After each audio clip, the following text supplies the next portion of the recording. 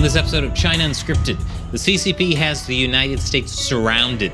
They're spending billions to corrupt Latin America. War with China is coming, and it will be on America's doorstep. Welcome to China Uncensored. I'm Chris Chappell. And I'm Matt Gnesta. And joining us today is Joseph Humire. He's the executive director of the Center for a Secure Free Society, a DC-based think tank, a visiting fellow at the Heritage Foundation, and he served in the U.S. Marine Corps, where he did a combat tour in Iraq, as well as multinational training exercises in Latin America. Joseph, thanks a lot for joining us today. Absolutely, it's a pleasure. So I know we'll get into a lot of specifics in a bit, but first, I think let's start with some bigger picture. You know, Latin America is farther away from China than any other part of the globe, but the Chinese Communist Party is heavily involved there. How did the CCP gain economic influence there? Why is it interested in Latin America? Well, I think, so I think there's a lot to unpack. And you're right. It's very far. I just came back from Japan. And so that flight from Latin America, from South America, so that flight is tremendously long and very few direct. And so how did China encroach into Latin America? Let me begin with the why, and then I'll get into the how. The why, I think two fundamental reasons. One was China has a global strategy. They have an idea of how they want to conquer the world, and they're leaving really no stone unturned. And a big part of that strategy is taking over what they call the global South, South Asia, Middle East, Africa, and Latin America. And so it was in their sphere of ambition. So that's the first big reason. The second is no secret, the proximity to the United States. I mean, this is basically just picking up to where the Soviet Union left off during the Cold War. And the same reason the Soviets made Latin America priority is the same reason China has made Latin America priority, because they look at it as a way to offset the United States. If they could take the United States out of its own neighborhood, then obviously their ambitions in the South China Sea and the Indo-Pacific become much more realistic for them. So that's the why. Latin America is the other side of the Pacific. So when we talk about having a true Indo-Pacific strategy from China, going from the South China Sea to the Panama Canal is critically important, because if they could break those chain of island nations and get into the blue water of the Pacific, they need to have a destination of where to end up. And we could talk a little bit about how they've been doing that. But let me get specifically into the beginning of where this really happened, because in the 20th century, this wasn't really a story. China had some activities in Latin America, but it was not very significant. The story really begins at the dawn of the 21st century. And I would point to the visit that Hu Jintao did to Latin America in 2004. This was a very prominent visit because he made a very broad claim. He said he was going to pour $100 billion into the region within the next 6 years. By 2010, that China was going to invest, trade, pour $100 billion into the region. That obviously got the eyes and the attention and the ears of many Latin American governments. Everyone perked up. But the real story of how that was accomplished, and it was accomplished, China, I think by 2010, had already traded investment of upwards of 180 billion. So they went pretty much from nil to 180 billion in Latin America in 10 years. Or less than 10 years, really. Wow. So how did they do that? So this is a story also of malign intent and U.S. neglect. Let me start with the neglect part, because in 2008 we had the financial crisis, 2008, 2009. Part of that financial crisis affected the largest multilateral lending institution in Latin America, which is called the Inter-American Development Bank. It's like a mini World Bank for Latin America. In 2008, they were one of the worst managed international multilateral financial institutions. And because they had done a lot of partnerships for the infrastructure loans with Nationwide Bank, they were subjected to subprimes, meaning that they lost a lot of money in the financial crisis to the tune of about $1 billion in the red. So this is a multilateral bank that's poorly managed, that's about to default because they don't have the money. They're in the red. United States is upwards of a 40% shareholder. We're the largest shareholder of the Inter-American Development Bank. It's a 60-year institution. And so the bank goes to the United States to recapitalize. They basically asked for a bailout, and the United States was bailing out other banks. We decided not to bail out the bank because there was obviously a lot of other priorities at the time. You guys remember Lehman Brothers, Goldman Sachs, and that gave an opportunity for China. China comes in and becomes a member of the largest multilateral lending institution for Latin America, the Inter-American Development Bank, at a very minority percent shareholder. I'm talking about 0.004%. Like they paid no more than $20 million. I think it was Macedonia or one of those countries in the Balkans that exited the bank, and that provided the opportunity for them to be a shareholder. But they did something else. They did something that for the first time in the 60-year history of this institution, they over and above what their membership was, the 0.004% or 20 million, they paid what's called an entrance fee. No other member in the history of the bank has ever paid an entrance fee to join the bank. But they paid an entrance fee, and you can guess what that amount was. $1 billion? Close to. It was a little more than $500 million.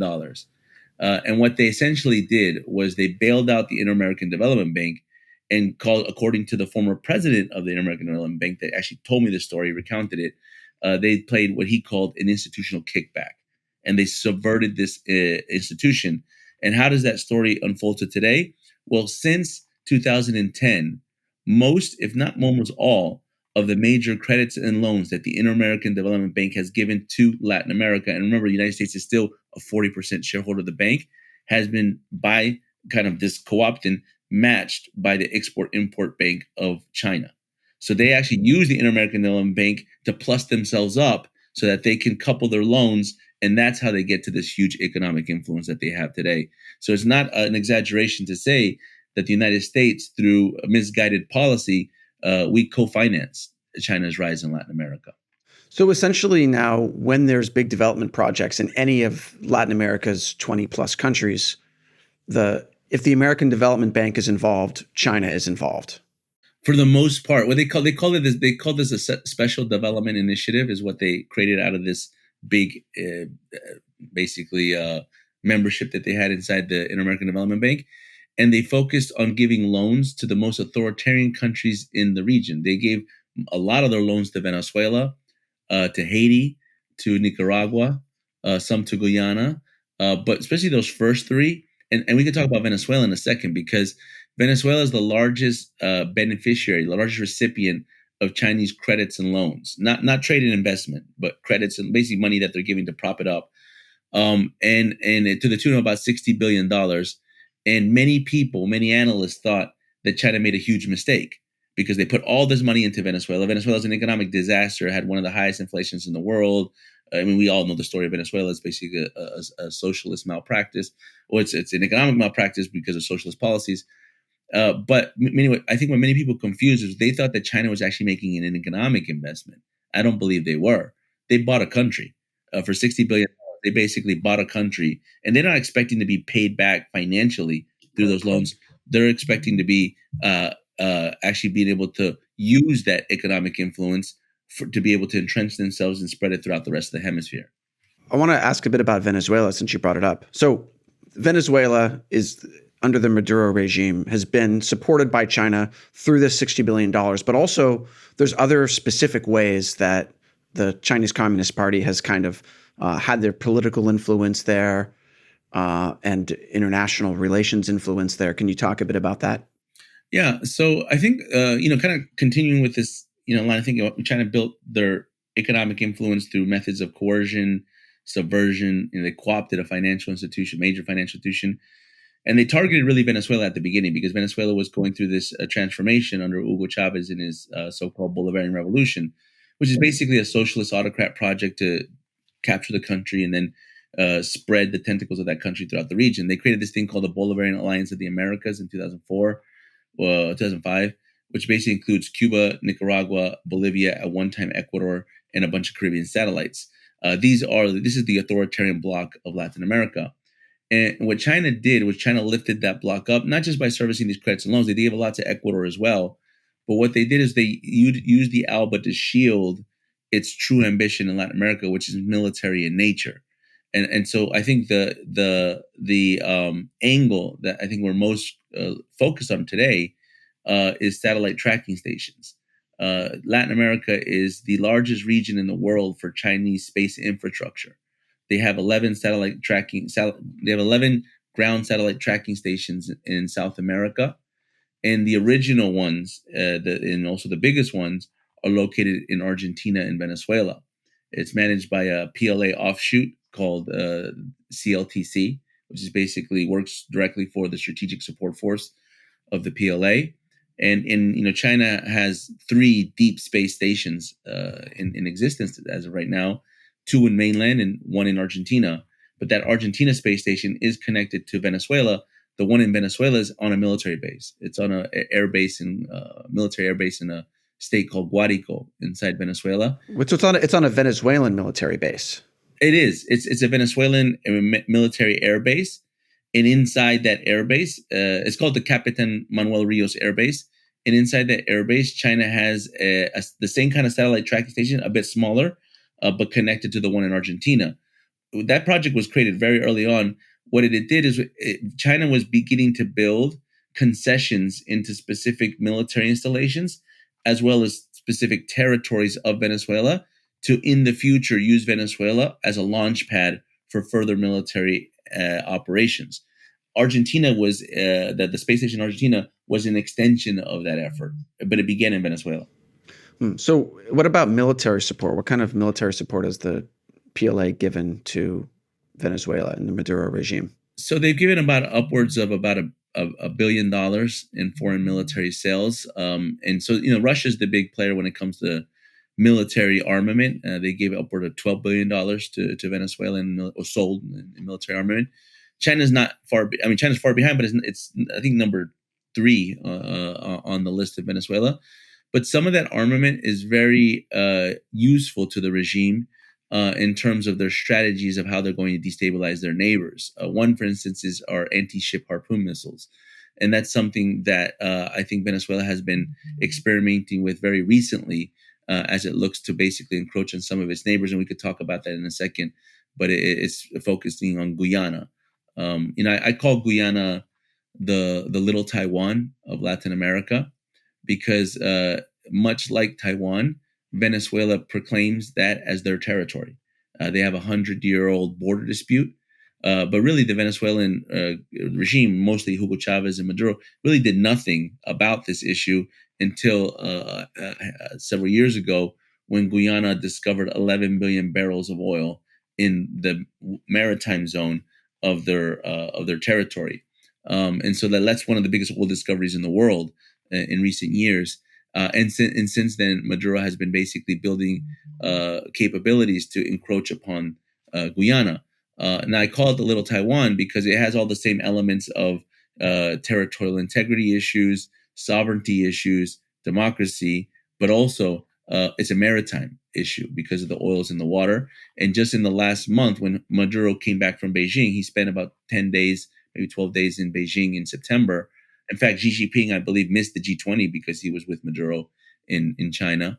When he came back, he immediately began his Guyana offensive. It basically created a national referendum in Venezuela. And this is the big thing about that, because I call it the checkmate against the Venezuelan opposition, and his ace in the sleeve on the international community. Is a checkmate on the opposition because 99%, just to not say 100, of Venezuelans will probably agree with Maduro. They all believe that territory, it's called the Essequibo, that territory, which is 3/4 of Guyana, is theirs. They believe that was unjustly taken away from them in terms of territorial conquest. And I say it's an ace in the sleeve of the international community because no one's going to defend Guyana. They have no defense agreements with any country in the world. So this is a huge thing for a small country, because the GDP of Guyana is only about 8 billion, right? But you said 11 billion barrels of oil? Yeah, was discovered. So we're talking about like $1 trillion worth of oil, essentially, right? Yeah. So a tiny country with $1 trillion oil supply, like that's a hard thing to manage if you're a small country, because you have to have your own security, to deal with that issue, right? So is the Chinese Communist Party, they're seeing this, obviously, seeing this little country probably can't handle that much oil. So how is the CCP getting involved directly in Guyana? So this is an interesting, also a bit complex issue, because you're right. Once they made that oil discovery, Guyana became, from basically coming a country that most people didn't pay attention to in regional or international affairs, to a focus, not so much on the political side, but mostly on the economic side of major international investors. ExxonMobil moved very quickly to get some concessions into those oil deposits to begin exploring and figuring out how to refining. China did as well. And so China, along with ExxonMobil, began to get concessions on some of that oil. But here's the trick. Uh, and this is something I think that the Guyanese need to understand very well. China does a very good job, and they do this throughout the world, and we're going to talk about this in this case, at playing both arson and firefighter on these type of situations. So they empower the Maduro regime to basically destabilize those territorial waters and go after and basically kick ExxonMobil out. And then they go to Guyana and say, "We're going to help you solve your Venezuela problem."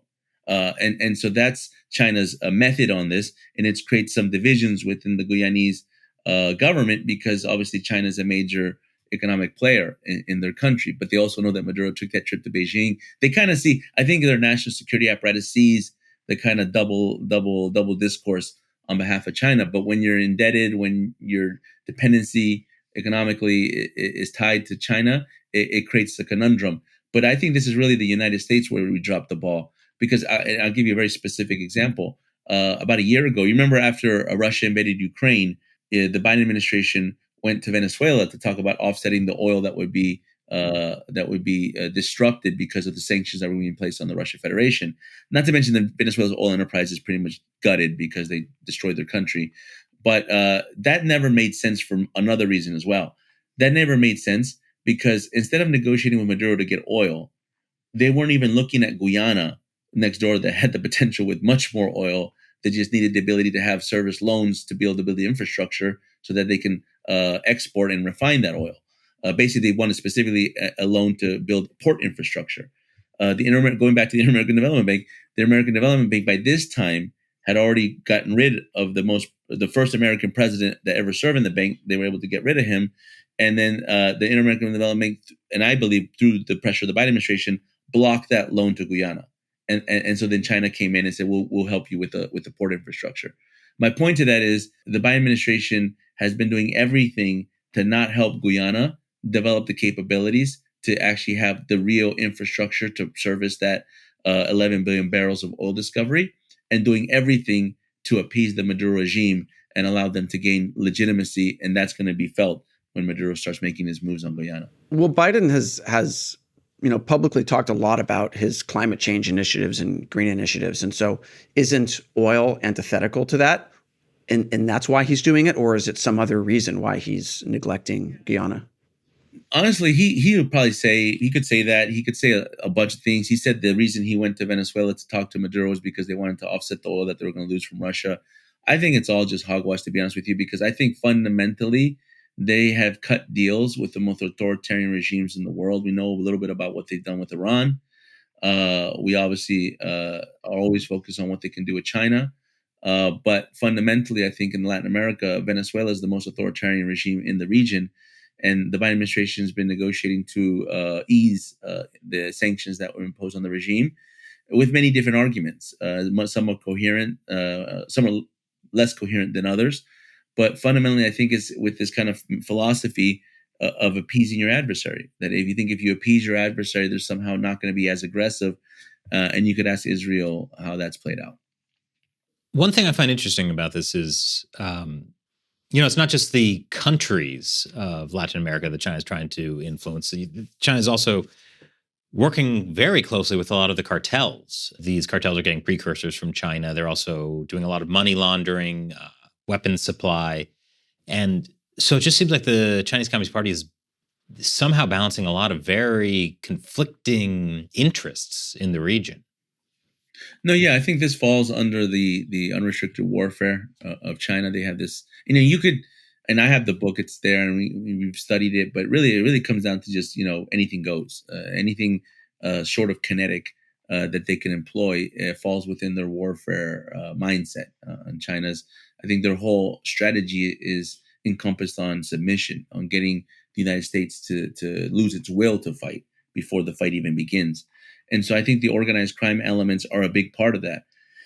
there was a lot of debate here in Washington about the fentanyl trafficking, because we all know that the precursor chemicals that are used for the labs in Mexico come from China, and this was this was a balloon effect. They used to come straight to the United States, but when to the Postal Service, and then when the DEA got really sharp on that and they clamped it down, the balloon effect took place, and then that's where the connections with the cartels in Mexico started to blossom. But most of it is is Chinese organized crime elements that are bringing that over and working with the cartels in Mexico. But so part of the debate was, how much does the CCP, how much is the Chinese government involved in this? And I thought it was a silly debate, because we're talking about China as if it was Switzerland, like they just don't have any view of what's going on in their country. This is a country that has probably the most draconian drug laws internally, but does nothing for shipping drugs externally. Like, I think the penalty for being caught laundering money or shipping drugs is like a civil fine.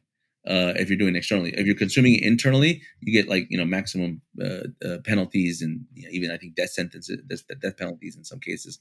So that already showed you it's kind of like it's similar to the COVID, where they shut the flights down internally to China, but they allowed all the external flights to continue flying out. That kind of continued with that pattern in terms of the organized crime elements. China being one of the largest illicit money outflows in the world. The second thing was, in Mexico, when the fentanyl trafficking started to boom, and this is around the 2010, 11, 12 timeframe, it started to really skyrocket. We started to see a phenomenon of bankers and brokers that were really facilitating this trafficking. The cartels were on the ground building the routes, the distribution networks, doing what they do. The Chinese criminal organizations were the ones involved with the shipping. They were moving the stuff through ships and later through plane flights. But really, the middlemen, the people that were really making the deals, were these bankers and brokers that from China. And if you study some of this, and there's actually a big case, and I forgot the name right now off the top of my head, but there's a very prominent case that was investigated by the DEA about this individual, this network of Chinese nationals in California that came down to Mexico. They actually called themselves Chinaloa, because they were working with the Sinaloa cartel. And when you look at them, they had close ties to the PRC. And this goes to the kind of the fundamental notion that China's a communist, centralized, controlled country. They know their banking system. They know what comes in, what comes out. They're not ambivalent to what's happening in terms of organized crime. They don't want it to affect internally, but if it affects externally, and particularly if it affects adversarial nations like the United States, not only do they permit it, but they facilitate it. And this case, and then several others I hear that are starting to unravel, are starting to show that it's basically the bankers and the brokers that are allowing us to see the nexus between the Chinese government, Chinese organized crime, and the Mexican cartels. Are these like Chinese state-owned banks that are helping the Mexican cartels? So when I was in this specific case, it was the Agricultural Bank of China that had signed specific deals with Mexican banks, and they were doing basically trade deals. But these specific brokers that were the people that were negotiating these deals were also using those same financial conduits to then figure out a way to launder the money for the trafficking of fentanyl that was coming into the cartels. But isn't that one of the biggest state-owned banks in China, the Agricultural Bank? So, yeah, I'm not positive, but it is a huge bank, So, and it was a huge deal. okay, so the Communist Party is fully in on using its banking system to help Mexican cartels launder drug money. Yeah. Using drugs that are also coming, or the precursors coming from China. So this is they kind of have like both ends of that business. Yeah, no, you do. And I think the real so what for the Mexican cartels was the idea of, the cartels, all they really care about is financial gain and efficiency, right? And what this kind of, because before that, the major money launderers for the cartels were Lebanese, mostly tied to Hezbollah, or Panama. That's where they were laundering all their money. And then the Chinese showed them a very efficient way to launder their money using this, what they call Smurfing technique. And I think I can't remember the numbers off the top of my head, but it was like literally they cut, like, I think upwards of, and it might be a little off on these figures, but about 18% of what was a normal cut of what these Lebanese and other money launderers were charging, to down to like 3%. So Oh, they wow. actually made a lot of money by working with the Chinese. It made their business much more efficient, and not to mention it diversified the revenue stream because they were largely more dependent on cocaine, on plant-based drugs. Synthetic drugs have a lower labor cost. Like you don't necessarily need to grow it from the ground up like you do in the case of cocaine or marijuana or even heroin. And in this case, you just basically have to pay the freight charges of the shipping. And so this was trade-based money laundering in conjunction with basically banking logistical services. And it changed the industry. And then that's why cartels are moving more and more to fentanyl. And I'll tell you something, this is not going to go away because the cartels are very adaptable. And what the cartels have done is two things that have made it very difficult now for U.S. law enforcement and others to crack it down. They're no longer based on kingpins. The old kingpin strategy of the DA of cut off the head of the snake and the rest will crumble, the whole Chapo Guzman thing, that doesn't exist anymore. They operate like networks, horizontal networks. They have many, many, many leaders that operate in the leadership of this cartel, and they're more about controlling territory. So it's very hard to clamp down on a cartel these days by going after a kingpin. And the second thing is they've already anticipated the United States going after the fentanyl labs inside Mexico, and they're now working in other countries. We're discovering, through the research that we've done at SFS, we're starting to discover fentanyl labs in Colombia, in Central America. So they're going to spread this throughout. And the common denominator you're going to find is wherever China starts to encroach more of its economic influence, the fentanyl trafficking follows. Sure. And I want to ask about one thing you mentioned a couple minutes ago. You said Smurfing. And so I'm thinking like Little Blue Men, Gargamel. Oh, yeah. What is the Smurfing technique for money laundering? It's basically micro trafficking. It's using small denominations of transfers and transactions and using couriers to deliver the money, right? So it's basically, instead of doing massive money laundering through a big banking system of tens, if not hundreds of millions of dollars, you're basically doing with 10,000, 5,000, 10,000, 20,000, and you're using couriers. And so you basically miniaturize the transactions. They're much harder to track.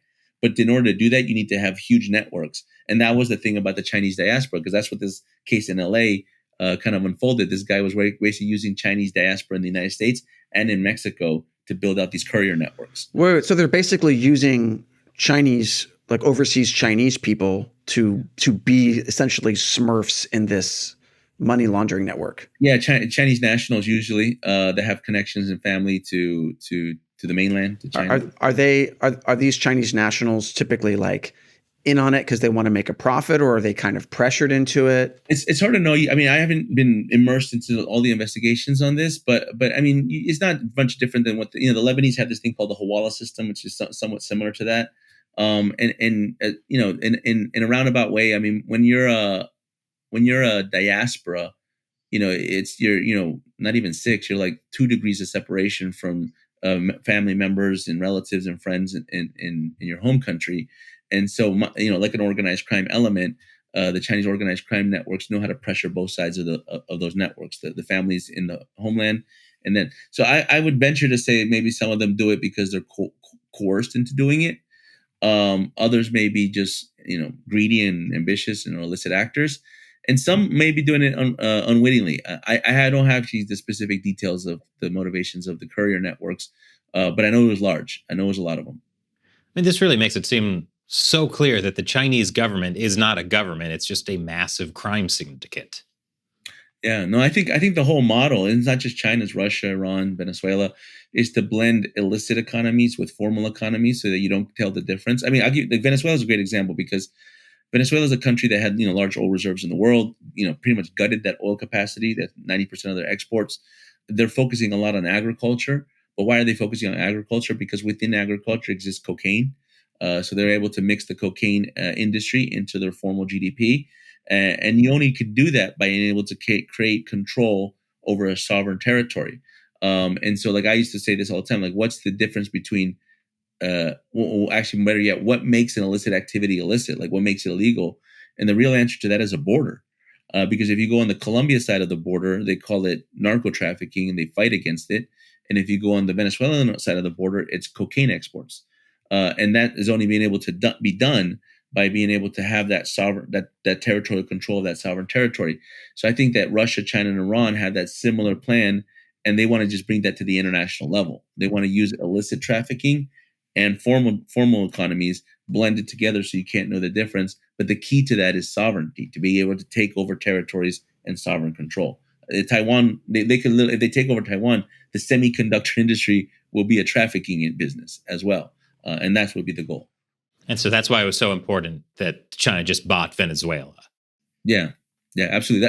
That was the game changer for them, because before that, and even I think the Soviet Union to some level during the Cold War didn't have the impetus to really challenge the United States because it had Cuba, and Cuba's important, and Cuba has a lot of capability. They punch well above their weight on counterintelligence, on spy networks. They're getting even better at cyber, but it's still an island. It's not a tremendously robust country. It doesn't have geographically, it's in the Caribbean. It doesn't really, move disparity into the south.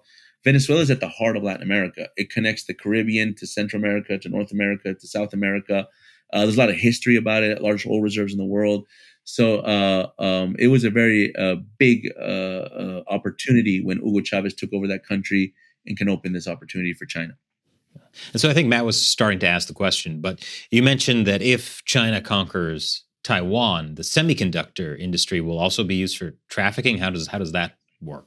Well, I mean, I haven't gamed that out exactly how that worked, but it just goes to the point of just, I think China has the largest illicit outflows in the world, and I think they use international trade as mechanisms to also cover illicit trade, and so the blending of formal economies with illicit economies is an ambition to basically change the international financial system. I mean, why do they want to control payment systems so bad? Or they say it's to avoid sanctions, but why are they sanctioned? They're sanctioned because they're involved in human rights violations, corruption, and organized crime. So they want to be able to have guarantees against that. So if you adopt the Russian payment system, the SPFS, or the Chinese payment system of SIPs, you can basically be a criminal and no one's going to call your attention unless you go against the regime. And then the regime will go after a criminal if it threatens the regime, but they won't go after a criminal just for being a criminal. Okay, because all the banks sort of in the Western countries use the SWIFT system, right? A way they can communicate, but it's also a way that organizations like Interpol or the FBI can investigate and track illicit transactions. But when it's done through SIPs or like the Chinese method, it's a completely separate thing, right? So there's no transparency. The West has no ability to actually look at what's happening there, right? Yeah, and so the punitive measures that the West can apply to terrorists or criminals is pretty much leveraged away. We don't have that ability when countries start to use an alternative payment system, which I think is why they're trying to aggressively move in that direction. So they have a handful of Latin American countries that are doing that, but they're not nowhere near where they want to be. I mean, they want to really go after the big three, which is Argentina, Mexico, and Brazil. So you find in Danny that Venezuela helps you on some of that stuff, but the big economies of the region are the big countries of the region, and that's why I think they're now focused on that. I think they're also a lot focused on Central America because China's always had kind of this South to North strategy. They captured a lot of South America. You could argue now most of South America is favorable to China more than the United States, but that's not the case in Central America, and less the case in Mexico. But they're moving aggressively at that. Well, it's interesting that you describe China as both the arsonist and the firefighter, because I know the Mexican government is trying to develop closer ties with China, but they must know that China is also propping up the cartels that the Mexican government isn't fond of dealing with. Well, so it's important what you said there because the current Mexican government, the government of President Andrés Manuel López Obrador and the Morena political party, is embedded with the Mexican cartels. So Mexico has had a narco state for a long time. This is not new to AMLO and Morena. Since the Guadalajara cartel of the late 1970s to today, there's been elements of narco state that's been developing inside Mexico. They captured elements of the police, the federal service, and things like that. And there's plenty of stories and cases and indictments to show this. However, the difference between a narco state and a criminalized state is big because it's the difference between corruption, like organized crime and cartels corrupting elements of your government and capturing corrupt officials or maybe some agencies and offices, to actually building the government as an organ within organized crime. And that's what AMLO's doing.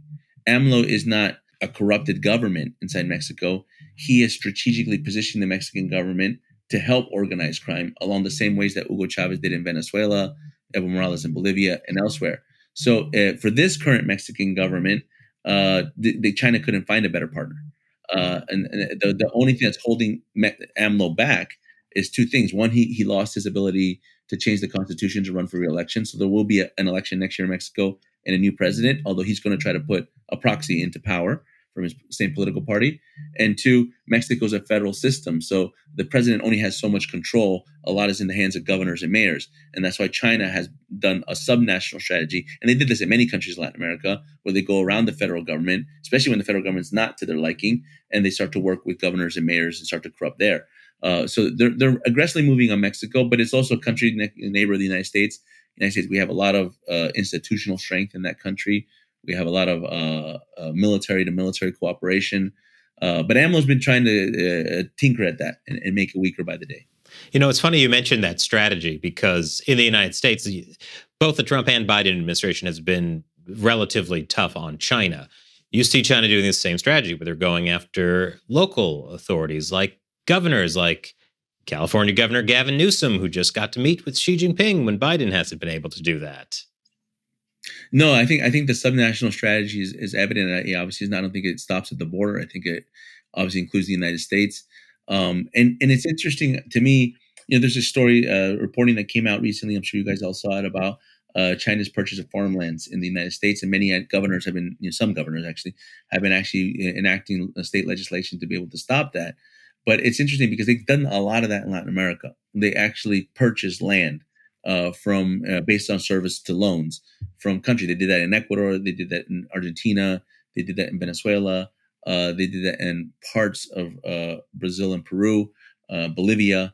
And I think what the idea there was to then take that territory, that land that they can have acquired, and then invite organized crime to come into those territories. And in the case of, for example, Argentina, one of the northern states where China has some of its most influences, in Jujuy, is also a hub now for major cross-border illicit trafficking, and it's grown exponentially.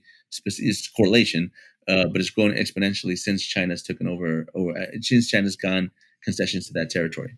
You know what that makes me think about? Especially in California, well, lots of states that have moved to legalize various drugs. What happened was that a lot of the, like, say a marijuana plantation, a lot of those have been taken over by international drug cartels because they had the money to drive out, like, your mom and pop marijuana growers, and if China has influence with these drug cartels, who are also getting this farmland in the U.S., this is another way China's influencing, getting control of U.S. territory and also promoting international crime. Yeah, and I think it just be very clear. I mean, China's not interested in the United States being a powerful and prosperous country. I mean, they're not purchasing land inside the United States to help the productive development of those economies in those states. They're looking at subversive strategies. They're looking at alternative ways to basically penetrate the infrastructure and the territory of these states, and to create elements of subversion and sabotage. I don't think China wants to have a direct confrontation with the United States if they can avoid it. But their plan is to actually, as I mentioned before, is to actually subvert the United States so that we lose our political will to engage in that fight. Because the fight's probably going to happen regardless of what we want. China's developed their whole strategy on being able to change the international order. That is impossible to take place if the United States is still at the head of that international order. So that naturally leads to a confrontation. But they're leveraging all their poker chips so that they can have the most advantageous position during that confrontation. And I think we're heading to that confrontation. I mean, now at the Pentagon is less of a question of when and less a question of if and more a question of when this confrontation will take place. Well, I have a burning question about Mexico and what the CCP is doing there and how it relates to the U.S. border crisis, because there are more illegal crossings of the U.S. southern border now than at any previous point in history. We're talking about something like 2 million a year now, 3 million. Even New York City, right? We have about 10,000 migrants a day that are being flown or bussed over. It's like the whole country is kind of dealing with this huge influx of people. Yeah. That seems totally independent of China. But is there a connection here where what the CCP is doing in Mexico is affecting the number of people who are crossing the border, or Mexico's or the U.S.'s ability to slow down those crossings? Okay, so I think to properly answer the question, at the first kind of create a premise, because what is happening in Latin America and arguably the world, but focus on the region that I have my expertise in, it happens within alliances. So China doesn't do anything in Latin America that it doesn't also do along with Russia and Iran, and then this regional network of Venezuela, Cuba, Nicaragua, and Bolivia. So they work within this. They actually have a term when they do these mill-to-mill exercises. They actually call themselves a multipolar force. That's how they describe themselves. So China works within this alliance to be able to enact instability in Latin America and arguably throughout the world. And so, in many ways, I think of that alliance, especially on the external actors, the one that I think is particularly pronounced is China and Iran. China uses Iran to have, and I don't think Iran views it this way, but China uses Iran to be able to destabilize these countries and have a high level of plausible deniability and to maintain some of that economic and political legitimacy they have. Because if Iran gets caught doing shenanigans in any of these countries, Latin America, nobody really, I mean, it's Iran, right? Like, what do you expect? What do you think their embassy is doing? But if China, who has, deals and trade and investments, they can, say, we didn't know this, we don't have anything to do with this. And so I think it's important first as a premise to not separate China from these other actors, particularly as we talk about Latin America, because that goes into answering your question on migration.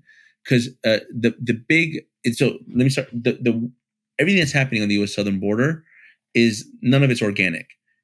Root causes have existed in Latin America forever. High levels of insecurity, low levels of economic growth, social and economic disparity and inequality. All that is not new. That's been around in Latin America. But we're seeing unprecedented levels of migration. So what's changed? The certain regimes in the region, specifically going back to Venezuela, have weaponized migration. We don't get to the numbers that we get to on our U.S. southern border, the 2.7 million plus encounters and apprehensions that's collapsed the border. We don't get to that without the Venezuelan migration. Because when this crisis started bubbling up in 2018, what we started seeing was Central American migration. Then we started seeing Caribbean, Haitian, Cuban migration. But the Venezuela was the big one. Venezuela is the largest mass migration in the history of the Western Hemisphere. It's the largest currently in the world. 7.7 million Venezuelans have fled that country since 2014. And so to be able to the weaponized migration, they had to direct that migration north. And it was done by two ways. It was done by building a bridge through the Darien Gap, a once pretty much uncrossable border crossing through Colombia and Panama, which is basically a jungle. And then creating direct flights from Venezuela to Mexico, which, by the way, are operated by state-owned airlines from Venezuela. So China capitalizes on that weaponized migration strategy to be able to insert its own operatives. And I don't have I can't share certain specific details, but I've traveled to Panama, Colombia. I've traveled to a lot of these borders over the years, and more recently was told specifically by specific authorities in some of these countries about individuals that they have high suspicion belong to not the PLA per se, but Chinese intelligence services that are operating through the migrant routes. And so I think China, like the conditions for the mass migration was created by Venezuela. And then China capitalizes on that to insert its saboteurs into the network. I know other people, other investigators, other journalists have worked on some of this, and they've told me that they found, the typical irregular Chinese fighting age, military age male operating or coming through the U.S. southern border. But the fundamental challenge of the border crisis is the capacity one. And honestly, this is not new. There's literature, academic literature from professors that have talked about weaponized migration. They used to call it course engineer migration because it was basically the weapon of the weak. It was smaller nations that could use migration as a weapon against more powerful nations, usually for concessions on sanctions lifting, foreign aid, sometimes just to get attention.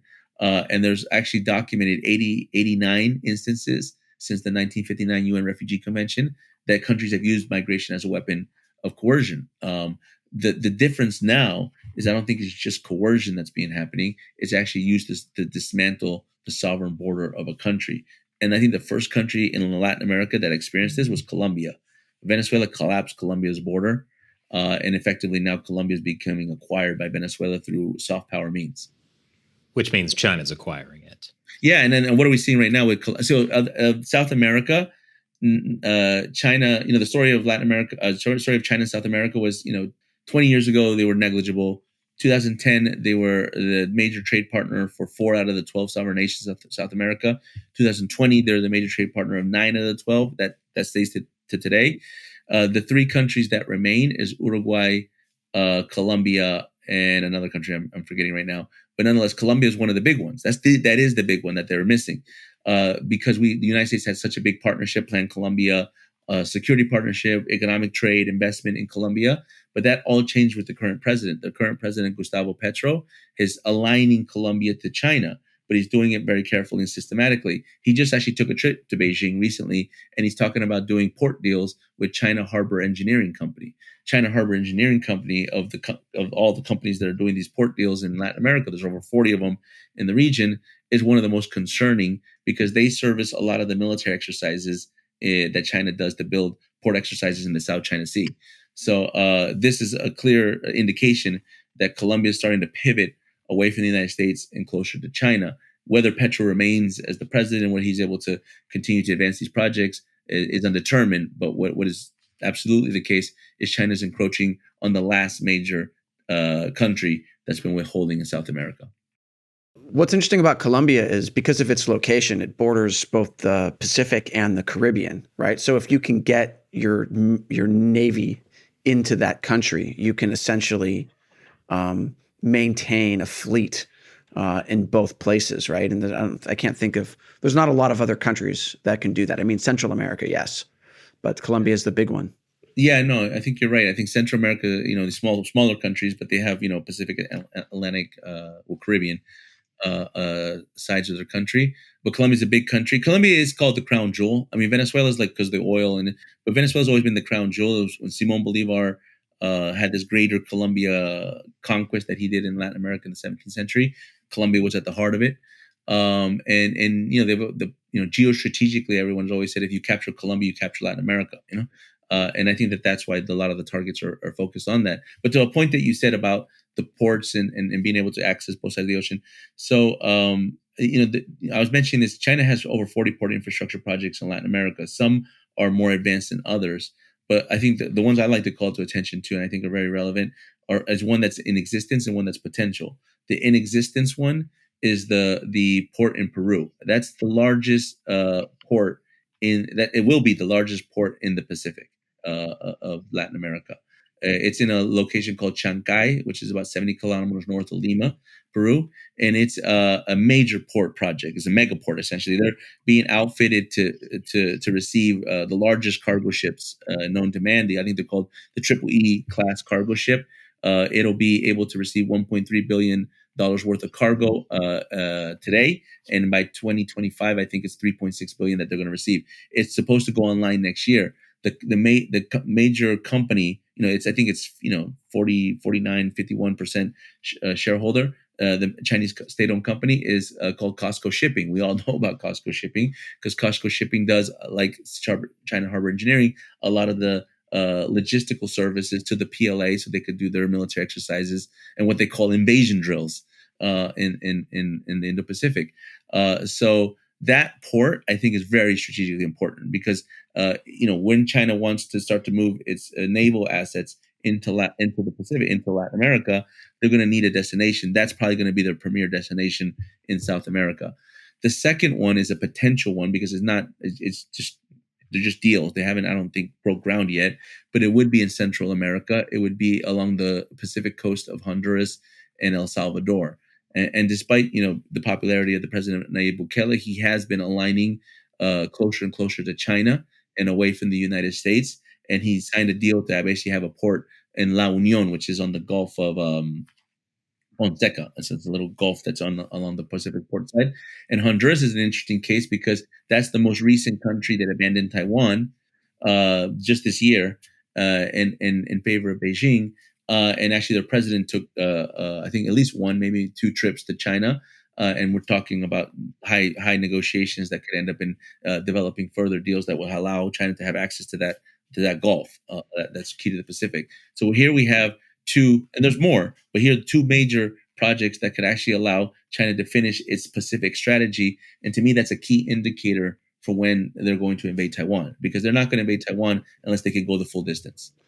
This is kind of like one way you can look at China's civil military fusion, because we've seen this kind of thing in like a water port in Pakistan, right? It's an economic port, but we've seen, the Chinese have built this port out for Pakistan, but it's like high security. It's full of sort of the opaque Chinese systems that go along there. They're starting to do the same thing in the Solomon Islands, right? That are just like these economic ports, but clearly are going to have the capacity at some point to refuel and resupply naval ships.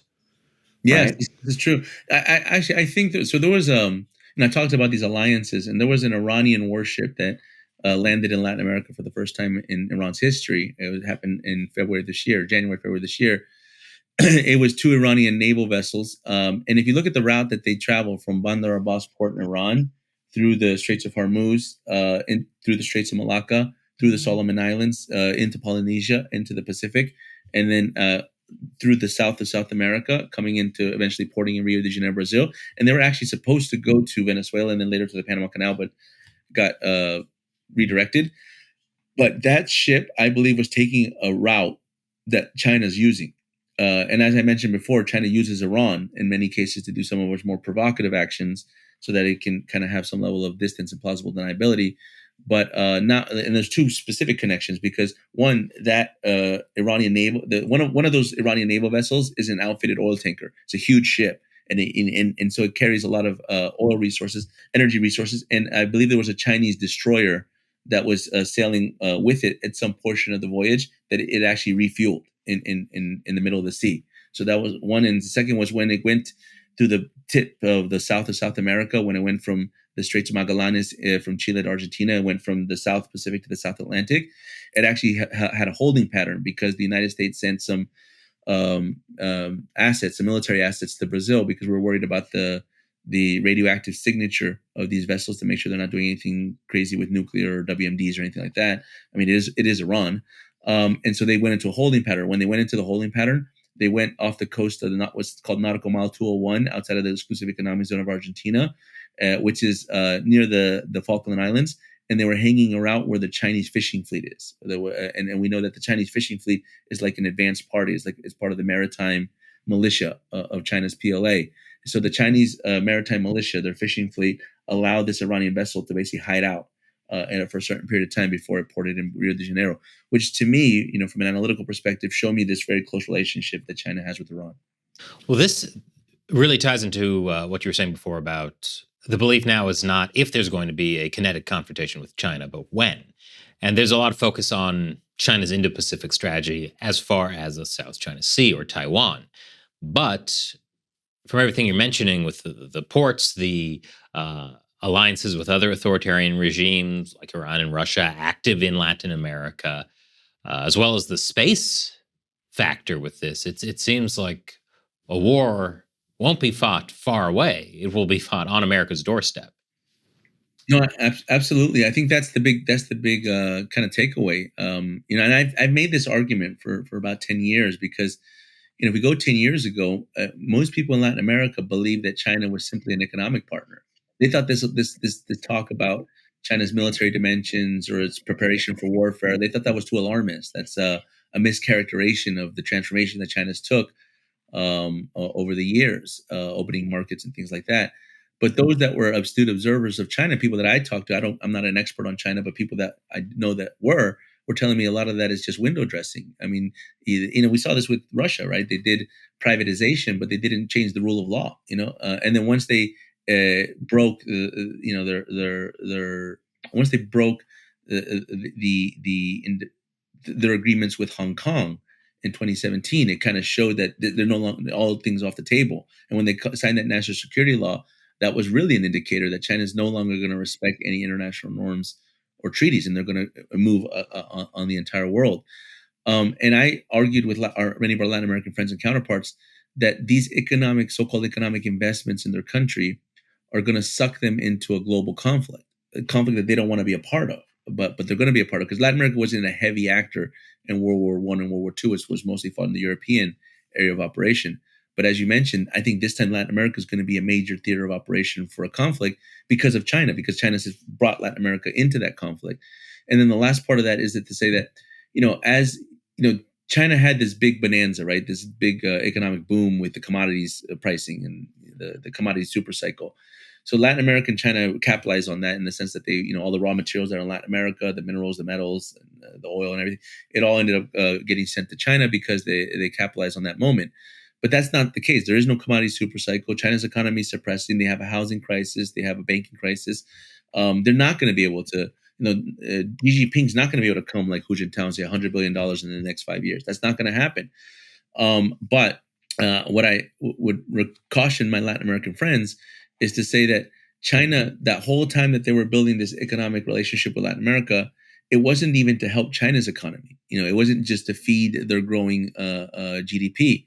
It was actually to help their defense industry, because as China's economy suppresses, their defense industry grows, that military civil fusion strategy that you're discussing, and those critical rare earth metals and minerals, and specifically lithium, is not because of China's economy, it's because of China's defense industry needs that. They need that to be able to empower their AI. They need to be able to power their fifth generation warfare, or as Shang Zhuchao calls their intelligent warfare. And so Latin America has become critical for their war plans. But most Latin Americans think this is just an economic endeavor by China, and that's, I think, proven to be wrong. I mean, what about the space program? Because you mentioned that there's these two satellite bases, right? You've got one in Venezuela, which is presumably near the equator, and then you've got one in like a remote part of Argentina, which is essentially on the opposite side of the planet from Beijing, right? So you've got there's space advantages there, and World War III or whatever war comes with China potentially is going to be largely, or at least partially, fought in space. What do these space observatories that are actually run by the PLA, what role are they potentially going to play?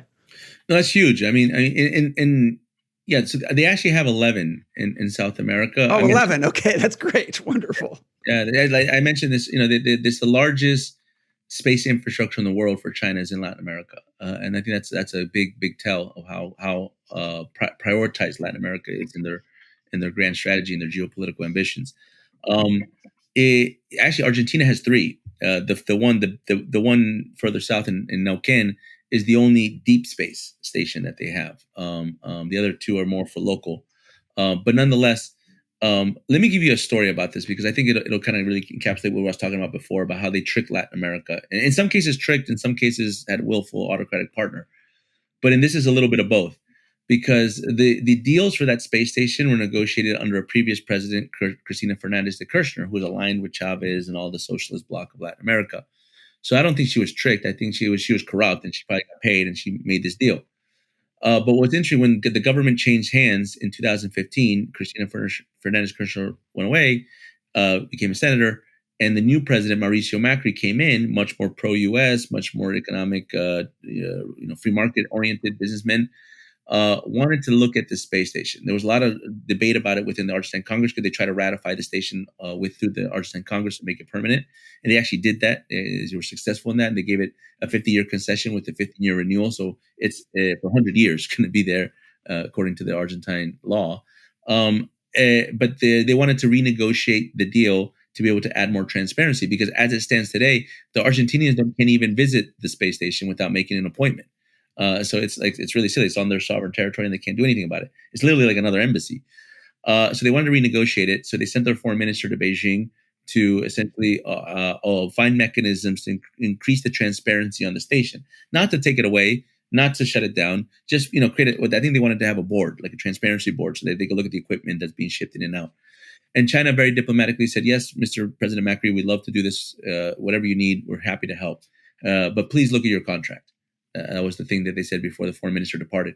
And when they looked closely at the contract of the space station, what they found was something that was in all the contracts that China had signed in Argentina, which is called the cross default clause, meaning that if you renegotiate one project, Chinese project in Argentina, you have to renegotiate all your projects.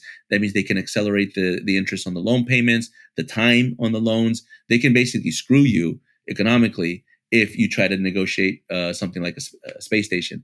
So the Macri government in Argentina figured out they're really, they got hoodwinked. They're really stuck with the space station, that they have little oversight, little control, and little transparency of what's really going on there.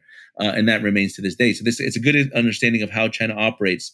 They call it economic coercion, but it really has tricked some of these governments, and it tricked maybe the country of Argentina, but it was done because the former president of Argentina probably was in on it. Wow, that is very predatory. That's the art of the deal. Wow. Yeah. And they've done this in many countries. So in other countries, and what I've told to our friends in Latin America, I have a lot of conversations with our more friendly governments, democratic allies. And I tell them, there's this kind of, I think, false thinking that was imposed on a lot of these countries. China's also invested in a lot of soft power things. They have their Confucius Institutes, but it's more than that. They have think tanks and university professors and media to be able to draw this echo chamber drive this one fundamental narrative talking point, that Latin America needs China, that the future of Latin America is with China. That's the kind of psychological message that they've been trying to implant in the region, and it's worked. And many foreign ministries have talked they look at the future, with China and the Pacific strategy. They actually created a democratic alliance called the Pacific Alliance, which was actually focused on trade with Asia, but that didn't exclude China. It was trade with Japan, trade with Korea, trade with Australia, but also with China. And in that, what I tried to help was reverse that psychological damage that they've done. And I said, Latin America never needed China before the 21st century, doesn't need China today. Latin America doesn't need China. China needs Latin America. China needs Latin America to complete its global ambition, to complete its warfare strategy.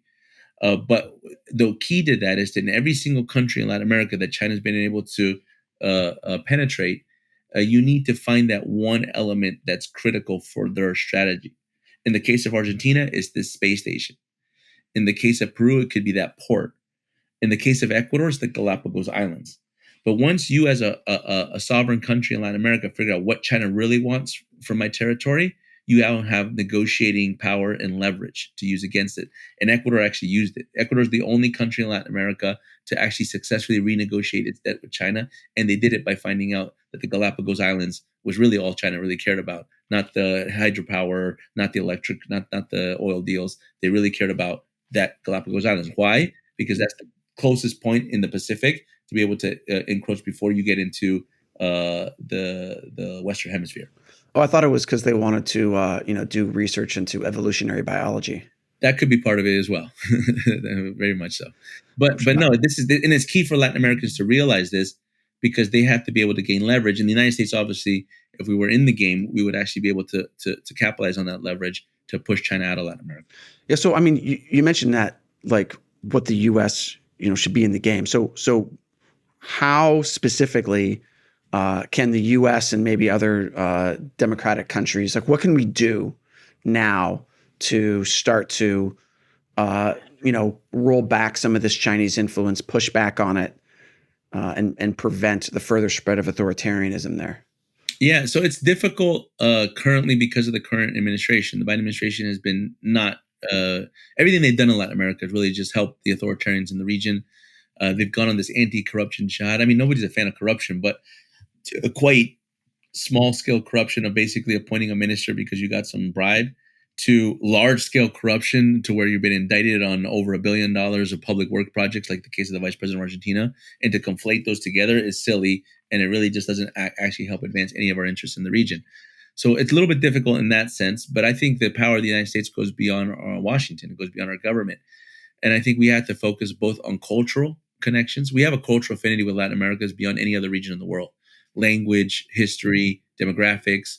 The United States is the third largest Spanish-speaking country in the world.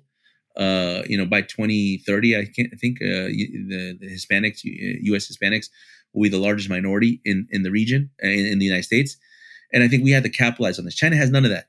China, there aren't. There are Chinese diasporas in Latin America, but they don't outweigh the U.S. Latin American connection. And so I think we have to start using that to our advantage. And then the second part is I think we have to start prioritizing Latin America. We have strategies for many parts of the world, the Middle East, even the Indo-Pacific, but we don't have a strategy for Latin America. We haven't thought about the region in a strategic mindset. And I think we need to do that. Actually, I'm part of an effort. As I mentioned, I direct a think tank here in Washington called Center for Secure Free Society. We're really a research think tank. So we have a bunch of research. That's how we get a lot of this knowledge about the actions of China. And we also look at Russia and Iran in the region. But I'm also a visiting fellow at the Heritage Foundation. And part of my role with the Heritage Foundation is to work on this project 2025. And so we've taken upon ourselves to actually create a strategy for Latin America that's a renewed Monroe Doctrine.